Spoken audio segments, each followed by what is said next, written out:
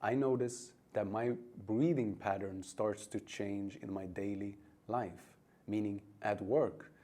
I keep my breathing slow and steady deep into the belly, and I feel that the stress that I used to feel is different. We can still be stressed. We have a pressure situation, but we can handle it by managing our energy, by breathing in a certain rhythm, certain tempo.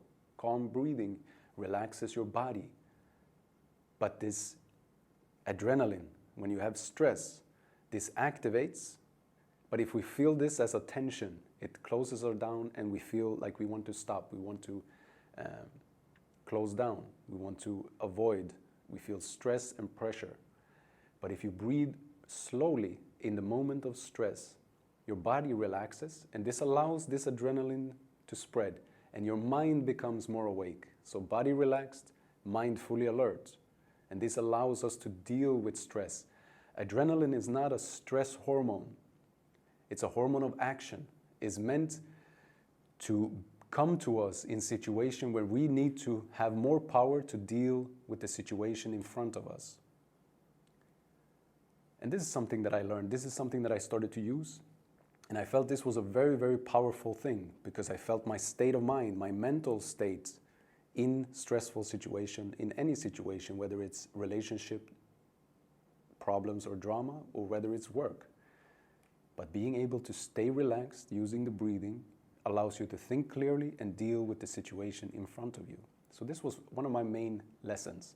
There are many other things that we can benefit by using and understand the breathing. And it's my wish and my intention to share with you how to learn how to use the breath for yourself to start to influence these automatic systems inside your body. The body, the mind, and the mental states are connected to the breathing patterns and rhythms that we are using every single day. A certain mental state has a breathing pattern connected to it. That means when you're stressed, you're going to breathe in a certain way, probably shallow up top. Maybe hold your breath, forget to breathe for a while, and then have to. This is a stressful type of breathing, but this is the mental state that causes the breathing pattern to happen. If we are aware of our breathing, even when the mental state happens, we can change the breathing pattern. And our brain will recognize that the breathing pattern that we're using is not a mental state of stress, and it will not feel like stress. We start to influence and consciously choose our own mental states and our well-being in our body. So my hope for you is to learn this, to feel what is inside that has not been seen, that has not been felt yet. Because as we start to breathe deeply, the body relaxes more and more. We gain access to these more subconscious and unconscious parts of our being. And in that state of relaxation, the two sides of our nervous system, the two sides of our brain, because of this breathing and the oxygenation of the system, these two sides starts to harmonize, positive, negative, logic, creative. They become one. They harmonize because of this rhythm and the energy produced by the breathing.